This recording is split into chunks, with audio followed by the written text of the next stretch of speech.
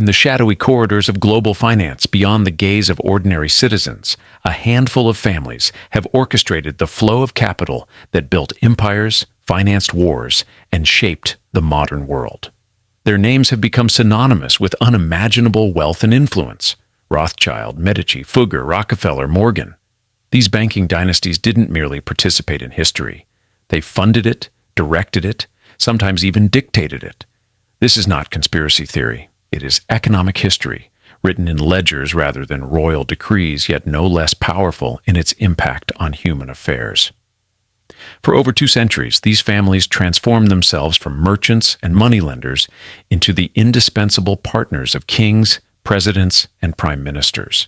Their story begins not in boardrooms, but in counting houses, where ambitious men recognized that true power lay not in gold itself, but in controlling its movement. In the narrow streets of 14th century Florence, when kings still claimed divine right and the church condemned usury as sinful, the Medici family pioneered a revolution that would forever change the relationship between money and power. Giovanni de' Medici, 1360 to 1429, established the Medici Bank in 1397, at a time when the very concept of banking was still in its infancy. His innovation wasn't simply lending money, it was creating a system of branch banking, letters of credit, and double-entry bookkeeping that allowed wealth to move across Europe with unprecedented efficiency. What made the Medicis different from ordinary moneylenders was their ability to transform financial services into political influence. By 1434, Cosimo de' Medici effectively ruled Florence without holding any official title. His grandson Lorenzo, the Magnificent, would later cement the family's legacy as both bankers and patrons of Renaissance art and culture. The family's rise illustrated a fundamental truth: those who control the flow of capital can acquire power that transcends traditional authority. When Pope Julius II needed funds for the construction of St. Peter's Basilica, he turned to the Medicis. When kings needed to finance wars, they became dependent on banking families whose resources sometimes exceeded their own. The Medicis didn't just serve power, they cultivated it, placing family members in the papacy, Leo X, Clement VII, and marrying into European royalty. Their banking empire stretched from London to Constantinople, controlling the equivalent of hundreds of billions in today's currency. Yet by the early 16th century, poor management and overextension had weakened the Medici Bank. Its collapse would create a vacuum in European finance, one that newer, even more ambitious banking families would soon fill. As the Medici star waned, the Fugger family of Augsburg was ascending to heights of financial power previously unimaginable. What began as a modest weaving business under Hans Fugger in Donau, the 14th century was transformed by Jacob Fugger the Rich, 1459 to 1525, into Europe's most influential financial enterprise. Jacob Fugger's genius lay in recognizing opportunity where others saw only risk. When the Habsburg Emperor Maximilian I needed funds for his election campaign to become Holy Roman Emperor, Fugger provided the necessary loans with significant interest and concessions. This transaction would establish a pattern that defined the relationship between banking families and monarchs for centuries: loans in exchange for privileges, monopolies, and political favors. The scale of Fugger influence became apparent in 1519 when Jacob famously financed the election of Charles V as Holy Roman Emperor, providing 543,000 florins, approximately $95 million in today's currency, to secure the votes of the prince-electors. "Without me," Fugger later reminded Charles V, "you might never have worn the imperial crown." The Fuggers secured their loans against mining rights in Tyrol, Hungary, and Spain, controlling much of Europe's silver and copper production. At its height, the Fugger fortune represented approximately 2% of European economic output, a concentration of wealth almost inconceivable today.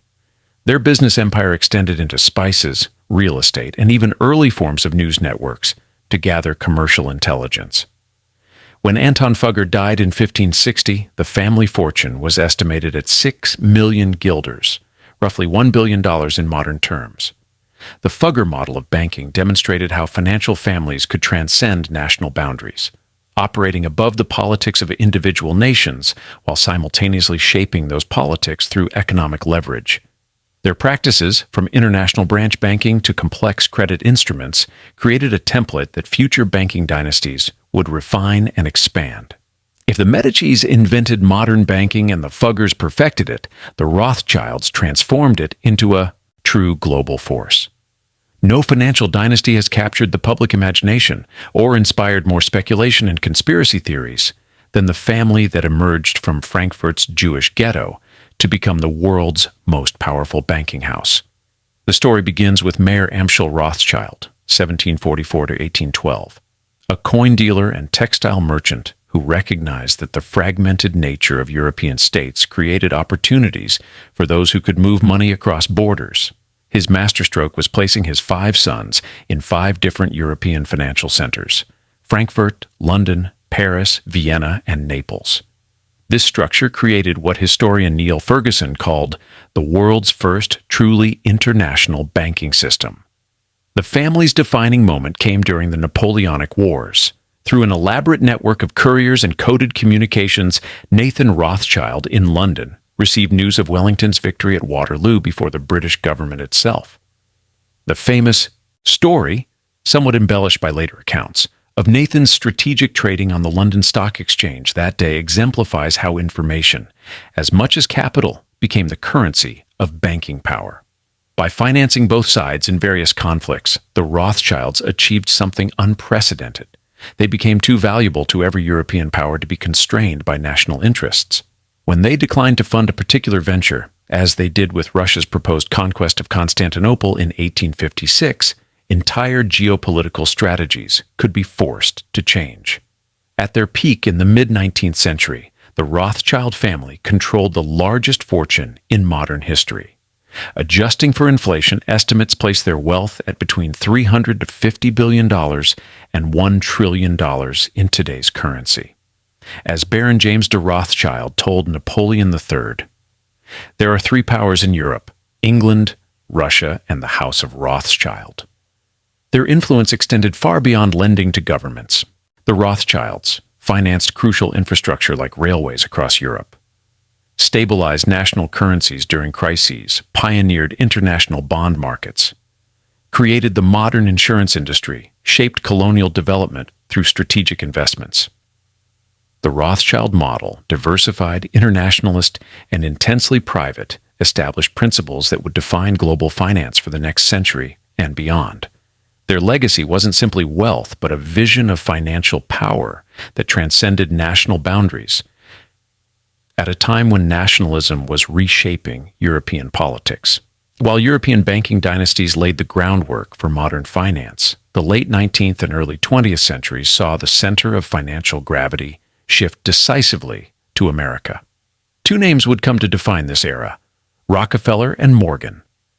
John Pierpont Morgan, 1837 to 1913, built upon the European banking tradition, maintaining close ties with the Rothschilds, but adapted it to America's industrial boom. Unlike his European counterparts, Morgan wasn't simply a banker. He was a consolidator, restructuring entire industries. Morgan's power became legend in 1907 when he personally halted a financial panic by locking the nation's leading bankers in his library until they agreed to a rescue plan. With no central bank in existence, Morgan effectively served as America's lender of last resort. This single episode led directly to the creation of the Federal Reserve System, as the government recognized that so much financial power shouldn't rest with one private banker. The Morgan financial empire reorganized railroads, created U.S. Steel, the world's first billion-dollar corporation, and helped transform electricity from novelty to necessity by financing Edison General Electric. At his death, Morgan directly controlled assets worth $22 billion in today's currency, but his influence over American industry was incalculably greater. If Morgan represented banking power, John D. Rockefeller, 1839 to 1937, demonstrated how industrial monopoly could create wealth that dwarfed even the grandest banking fortunes. Through Standard Oil, Rockefeller controlled 90% of America's oil refining, creating the template for modern vertically integrated corporations. When Standard Oil was broken up in 1911, Rockefeller's personal fortune reached approximately $900 million, about 2.5% of America's total economic output. In relative terms, that would equate to approximately $400 billion today, making him possibly the richest American in history. The Rockefeller legacy extended well beyond oil. The family established the University of Chicago and Rockefeller University, created modern philanthropic foundations, developed Rockefeller Center in New York, exercised enormous influence over American foreign policy through the Council on Foreign Relations. Together, the Morgan and Rockefeller interests didn't just participate in American capitalism, they structured it. Through interlocking directorates, the two families controlled corporations representing about 1/4 of America's total corporate assets in the early 20th century. What distinguished these banking dynasties from mere wealthy families was their creation of intricate networks of influence that spanned continents and generations. These weren't isolated fortunes, but interconnected systems of financial power. Banking families consolidated power through strategic marriages that would make Renaissance princes envious. The Rothschilds maintained family wealth through cousin marriages for generations.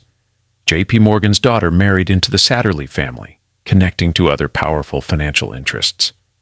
The Warburgs of Germany intermarried with the Schiffs, creating transatlantic banking alliances. Beyond formal business relationships, these families established and dominated organizations that served as forums for coordinating economic policy. The Bilderberg Group, founded with heavy Rockefeller involvement. The Council on Foreign Relations, heavily influenced by Morgan and Rockefeller interests. The Bank for International Settlements, established with Warburg family participation.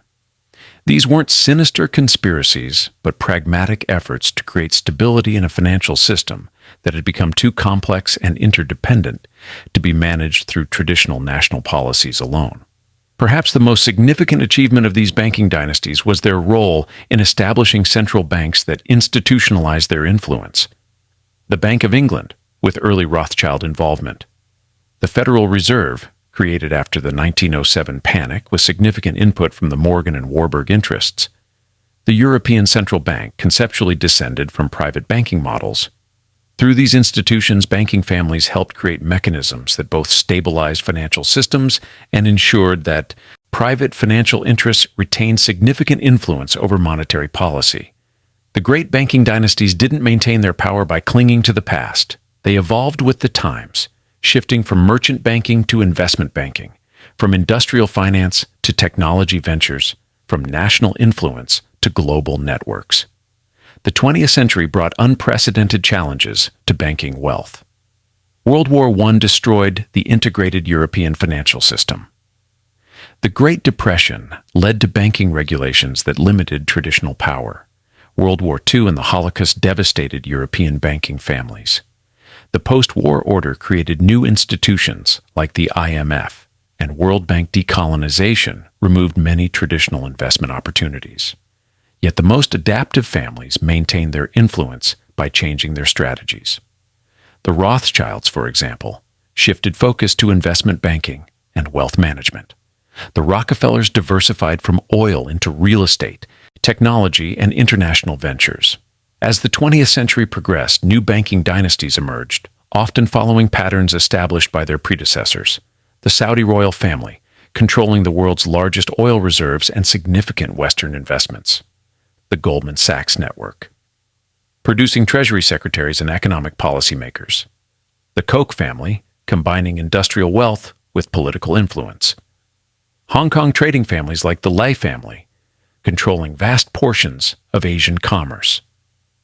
What these newer dynasties share with their historical counterparts is the understanding that financial power must be converted to political and cultural capital to be truly durable. Throughout these 2 centuries, banking families didn't simply accumulate wealth. They altered the course of history through strategic financial decisions, financing wars and peace. The Rothschilds financed Britain's victory over Napoleon, changing Europe's balance of power. The House of Morgan's loans to Allied powers in World War I helped determine its outcome. The Rockefeller and Harriman interests helped rebuild Europe after World War II through the Marshall Plan. The Lazard family helped structure European financial integration, building nations through infrastructure. The Barings financed the Louisiana Purchase, doubling America's size. The Morgans and Rothschilds financed railroads that unified continental nations. The Rockefellers funded the telecommunications revolution. Middle Eastern banking families are now financing China's Belt and Road Initiative cultural influence. The Medicis funded the Renaissance, transforming Western culture. The Rockefellers established museums and universities. The Mellons created national art institutions. The Gates fortune is reshaping global public health. In each case, banking wealth was transformed into more durable forms of influence, cultural, educational, and institutional, that outlasted individual fortunes. The story of these banking families reveals fundamental truths about power in the modern world, that financial capital can be more influential than political authority, that networks often matter more than nations, that institutions outlast individuals. Today's banking landscape has changed dramatically. Regulation, taxation, democratization of finance, and the rise of institutional investors have diluted the power of individual banking dynasties. No single family today wields the relative economic power that the Rothschilds commanded in the 19th century or the Rockefellers in the early 20th. Yet the fundamental patterns established by these families persist. Financial power still translates into political influence. Networks of wealth still operate across national boundaries. Money still shapes possibilities. The most enduring legacy of these banking dynasties may be the financial architecture they helped create. Central banks, bond markets, international monetary systems that still governs global capital flows today. Though their names may appear less frequently in headlines, the institutions they built continue to determine which nations prosper, which enterprises succeed, and which ideas receive funding. In that sense, we all still live in a world designed by the banking dynasties of the past 2 centuries. A world where capital flows across borders more freely than people, where financial decisions made in private rooms can affect millions of lives, and where the control of money remains one of humanity's most potent forms of power. As we face the financial challenges of the 21st century, from climate change to digital currencies, from wealth inequality to artificial intelligence, the lessons of these banking dynasties remain relevant. That those who control capital shape history, for better or worse, whether we acknowledge their influence or not. The families change, but the pattern endures. Someone will always be moving the money that moves the world.